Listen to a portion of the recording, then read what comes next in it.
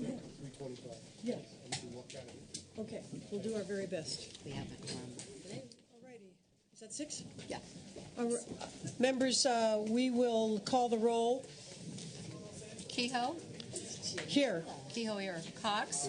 Cox here. Alquist? Here. Alquist here. Corbett? Here. Corbett here. Denham? Denham here. Leno? Lou here. Price? Here. Price here. Walters? Wyland? Here. Wyland here. Yee?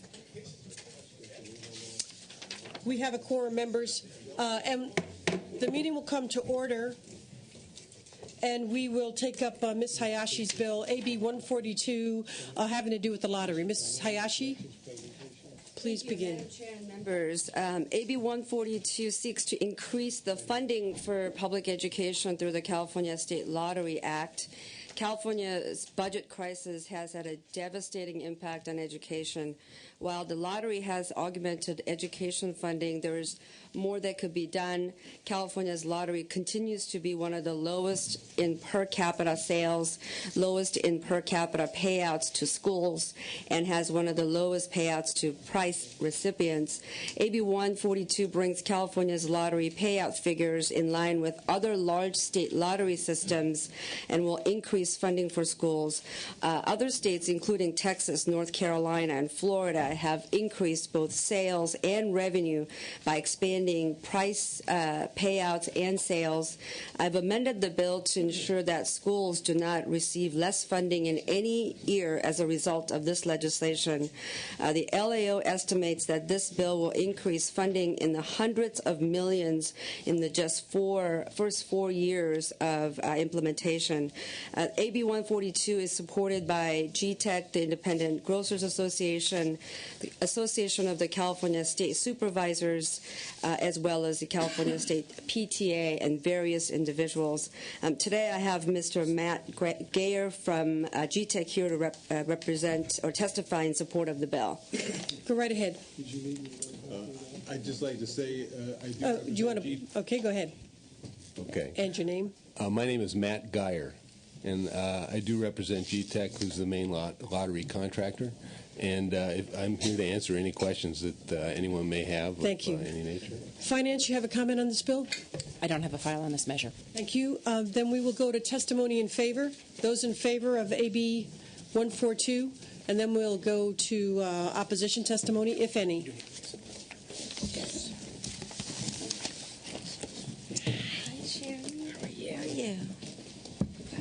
Good afternoon, Madam Chair. Sherry Golden, represent the Association of California State Supervisors. We're in support of the bill. We think it's a great way to fund education. Thank you. Thank you. Next, please. Good afternoon. Joan Barucki, California Lottery Director. We're in support of this bill as well. Thank you. Next, please.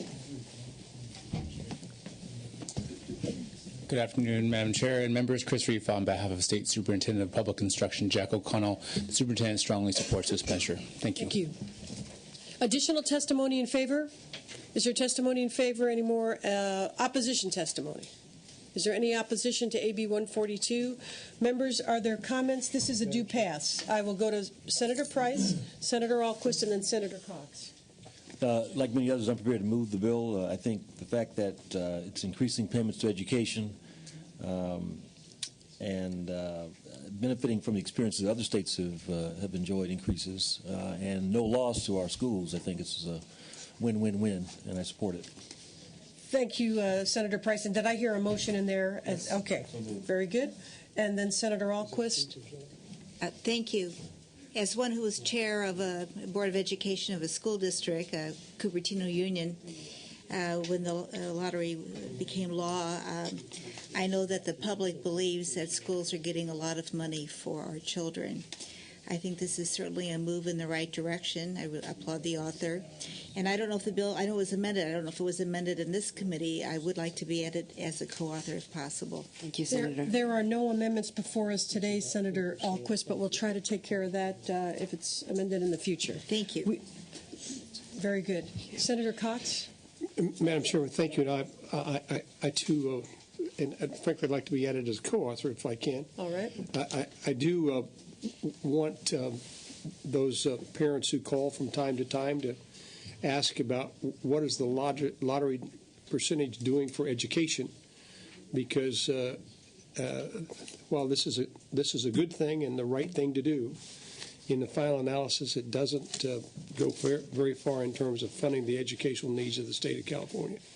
I do acknowledge that every little bit helps, and this is not just a little bit. It is a significant amount, but it still is a situation that I believe the number is less than 3% of the total educational dollars required.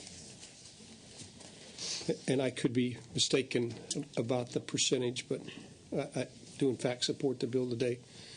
Just want everybody to be mindful that this does not solve the educational funding for the state of California. Thank you. Thank you, Senator Cox. Appreciate your support. Staff tells me you're correct. It's just a little bit under 3%. Any other comments, members? We have a motion, and we'll call the roll. Kehoe? Aye. Kehoe, aye. Cox? Aye. Cox, aye. Alquist? Aye. Alquist, aye. Corbett? Aye. Corbett, aye. Denham? Aye. Denham, aye. Leno? Aye. Leno, aye. Lou? Lou, aye. Price? Aye. Price, aye. Walters? Wyland? Aye. Wyland, aye. Yee?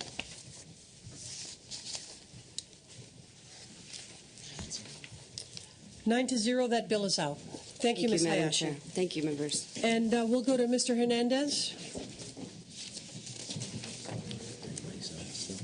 This is AB 790, members.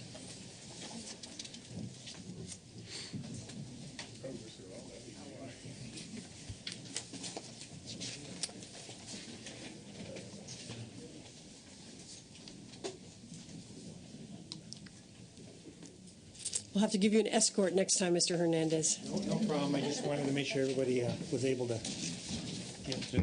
Do you want to take this right there? Thank you. Welcome. And we're taking up AB 790. You may begin. Thank you. Chair, when would the appropriate time be to propose an amendment to Mr. Hernandez's bill?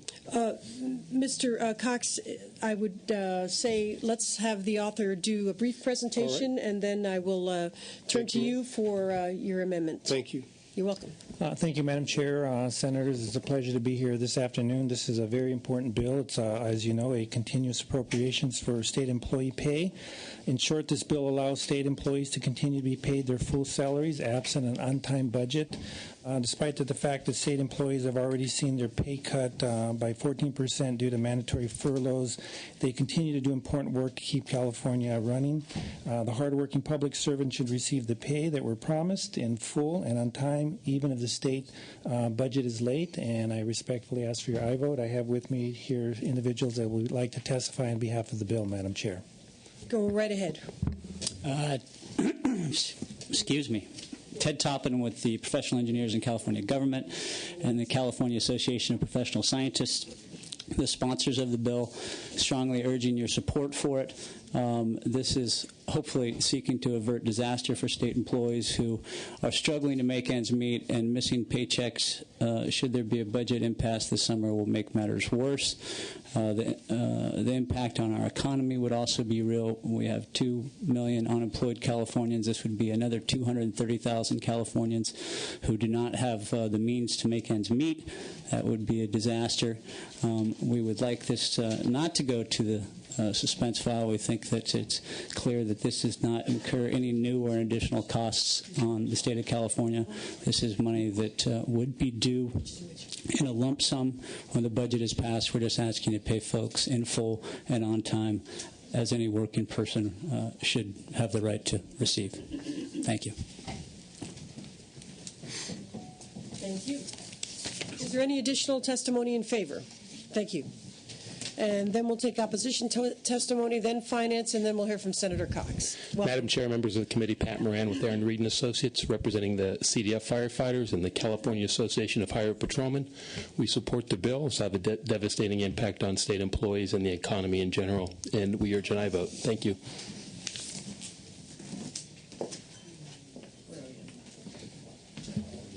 Madam Chairman, Senators, Terry Brennan, on behalf of SEIU California, it's hard to imagine the cost of this bill unless we're scoring the float, unless we're predicting the budget's going to be late by a certain time and accounting for the savings on that money. We believe there's no cost to this bill. Thank you. Thank you.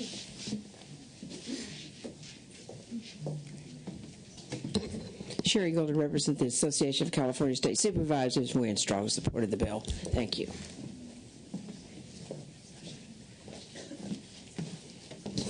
Madam Chair, members of the committee, Sue North representing AFSCME 2620.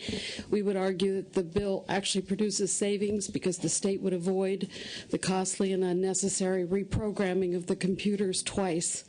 If forced to pay out minimum wage, those wages are owed and will be delivered subsequent to the passage of a budget. Without this bill, the state can ill afford to pay the exorbitant administrative costs of trying to reprogram the computers over and over again. Thank you. Thank you.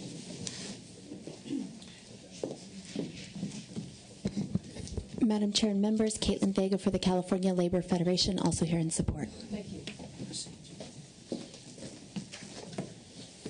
Good afternoon, Madam Chair and members. Pat Whalen of Ellis & Wilson Advocacy here on behalf of CASE. We represent all of the state's lawyers and administrative law judges.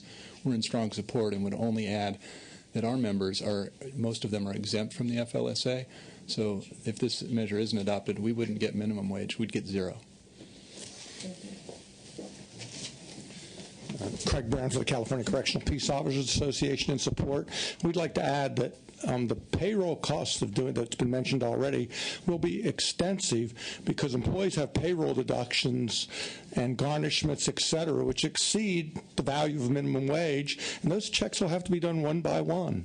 There'll be simply no way to pay an employee who's got payroll deductions of $3,000 and his check's only $1,500 and not do that one by one, which means it will be exceedingly expensive to run the payroll twice if this bill doesn't pass and the budget's late. Thank you.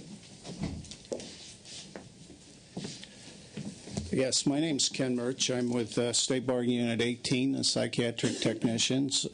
Our members are employed in the prisons, the developmental centers, and the state hospitals. We're in full support of this bill. One of the things I'd like to note is in the report that you have before you that if an employee works 1 hour of overtime during a pay period, then that employee is entitled to his or her full salary for that full pay period. Now, since the furloughs have went into effect, those members, such as ours, that are in the furlough program, they have worked an excessive amount of overtime. So this is an accounting, really going to be an accounting nightmare. Another thing, a lot of our hospitals, developmental centers are in rural communities, and it's really going to have an impact on the business communities there by taking that money out of the economy. We urge your strong support. Thank you. Tim Krevins, Operating Engineers, representing both bargaining units 12 and 13 in full support. Thank you. Kobe Pizzati with California Statewide Law Enforcement Association, representing 7,000 public safety professionals in state government. Thank you. In support. Nancy Farias from SEIU Local 1000, representing 95,000 state employees in full support of the bill. Thank you. Thank you. Is there any testimony in opposition? Is there any opposition testimony? All right, we'll hear from Finance. There we go. Madam Chair, members of the committee, Miriam Ingenito with the Department of Finance. The Department of Finance is opposed to this measure on fiscal policy grounds in that it provides for a continuous appropriation from the general fund and other special funds.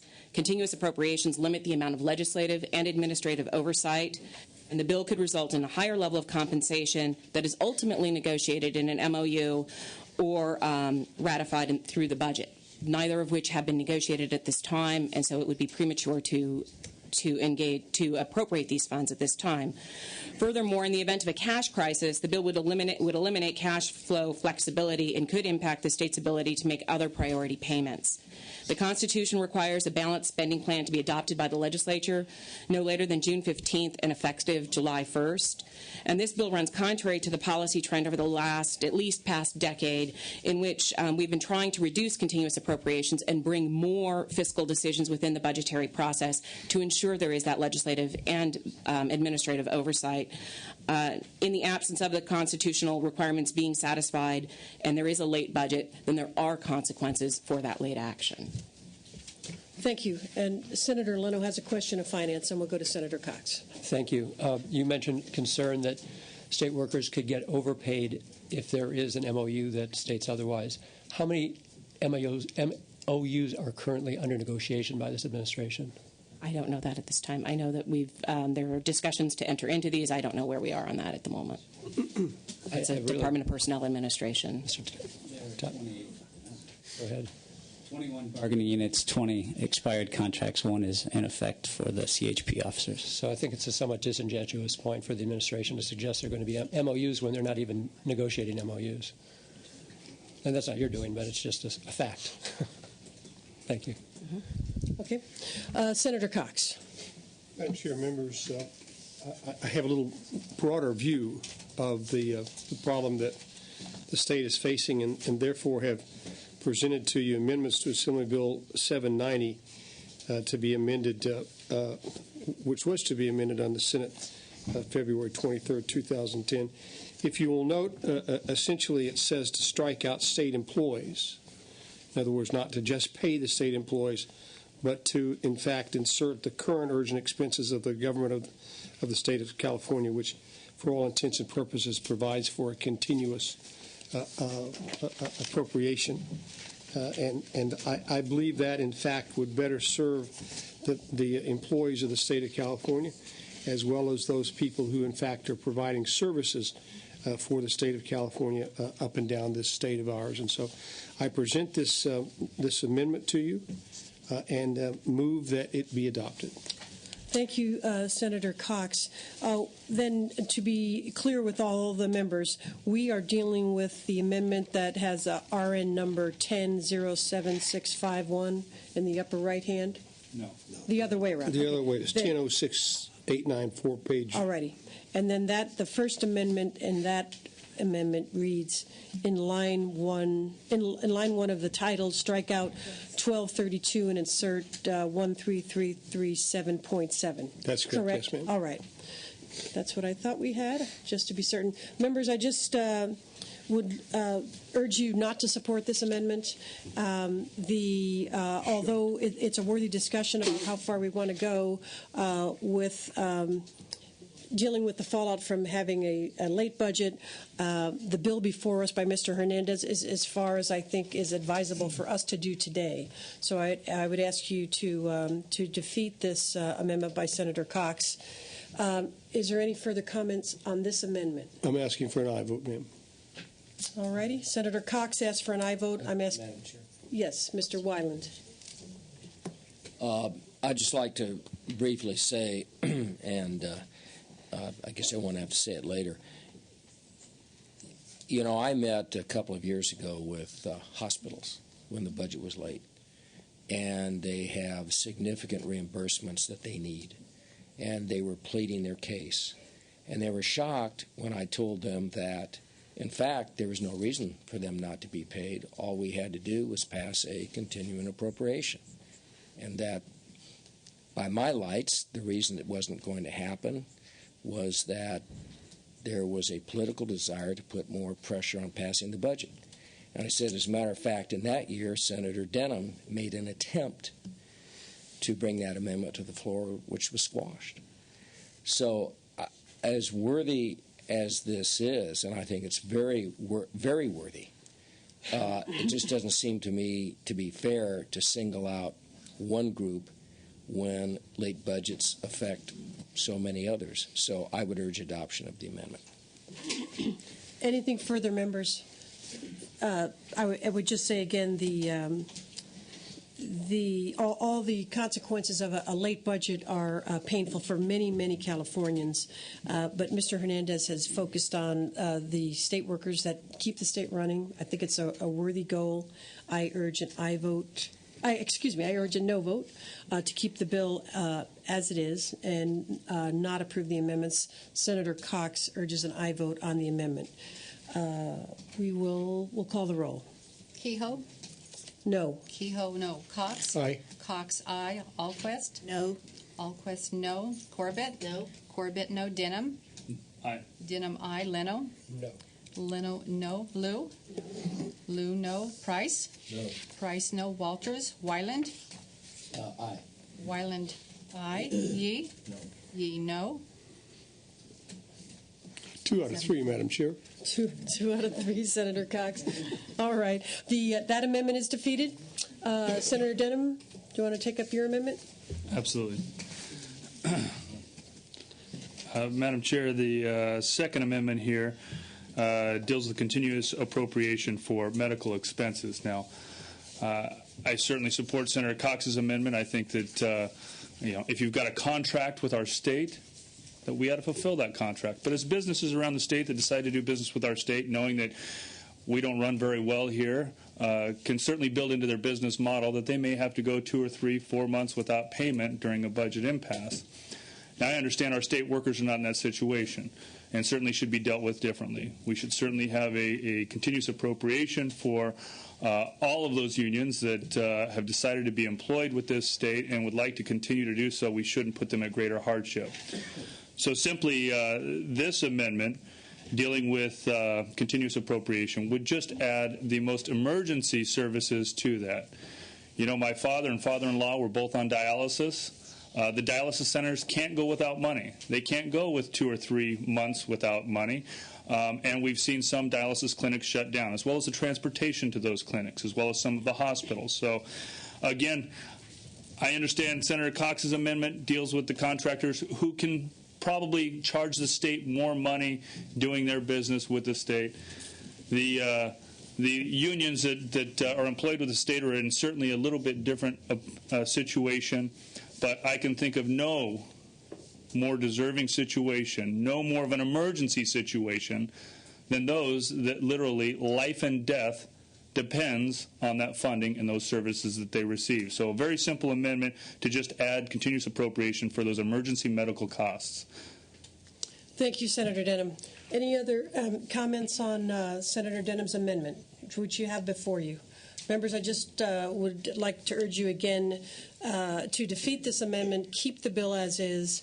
It is my hope, I think probably shared by most of the members, if not all, that we get to an on-time budget and we avoid all this. But for today's discussion, I would like to pass AB 790 as is. I urge no vote on Senator Denham's amendments. Anything further? We'll call the roll then on the amendment. Kehoe? No. Kehoe, no. Cox? Aye. Cox, aye. Alquist? No. Alquist, no. Corbett? No. Corbett, no. Denham? Aye. Denham, aye. Leno? No. Leno, no. Lou? No. Lou, no. Price? No. Price, no. Walters? Wyland? Aye. Wyland, aye. Yee? No. Yee, no. 3-7. 3-7, the amendment is defeated. Thank you, Senator Denham. I'm going to return to the bill now. This is AB 790. It's a due pass. I have a motion from Senator Leno. Any further comments? We'll call the roll, please. Oh, beg your pardon. Senator Wyland. Just a question, and I would appreciate it if we could get maybe some information on this from Ledge Council. And the question is it constitutional for the legislature to take power that normally would be in the hands of the controller to use unallocated special funds, federal funds, and other funds? It's just a question, and I think it's worth making sure. Having a response? Yeah, because this bill will pass, I'm quite confident, and off the floor, and I think that's something you might want to direct. You might want to direct earlier. Maybe Comments? Just want to make that comment. Good afternoon, Madam Chair. Fred Messer, Deputy Legislative Counsel. Senator Wyland, I don't have a background on that for you, but I'll report it back to our office and have someone contact your staff. Appreciate it. Thank you, Senator Wyland. Thank you. Madam Chair? Yes. we are actively in negotiations, and we are at the table, is what I've just been informed from our director.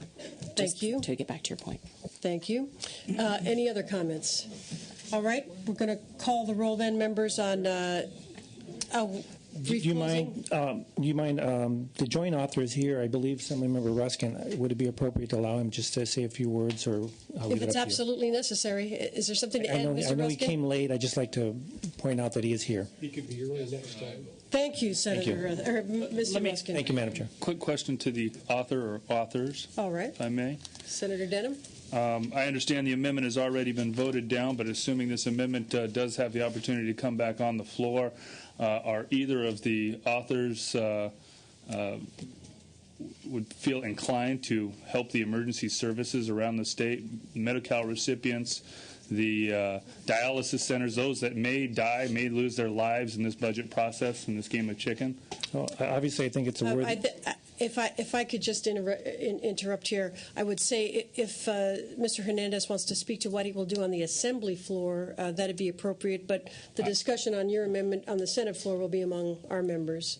Absolutely, and I would love to have the assemblyman's position on the issue, on what he may or may not do with this bill as it goes through the process, and what he does feel is appropriate for further payments out of the budget.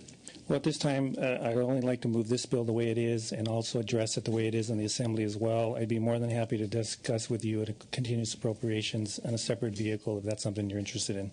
Thank you. Can I speak to that as well on behalf of the sponsor, Senator Denham? No? I'd rather All not. right. Thank you. Thank you. Unless you have a different point of view, Mr. Ruskin. Okay. So we've got that taken care of. Again, let me call the roll on the bill. This is 790 members, AB 790, do pass. Motion by Mr. Leno. Kehoe? Aye. Kehoe, aye. Cox? No. Cox, no. Alquist? Aye.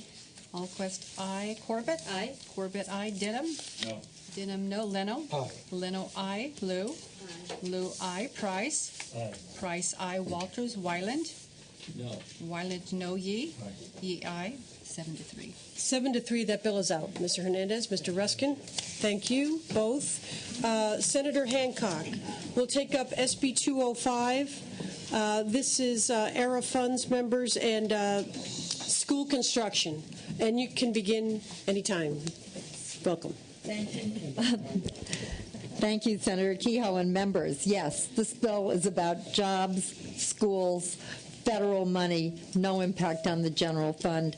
It is a measure that clarifies the state's authority to distribute federal qualified school construction bond tax credits and clarifies state law, adds an extension so that the districts that were held up from actually issuing their bonds can go ahead and do so, and we can get the money out on the street.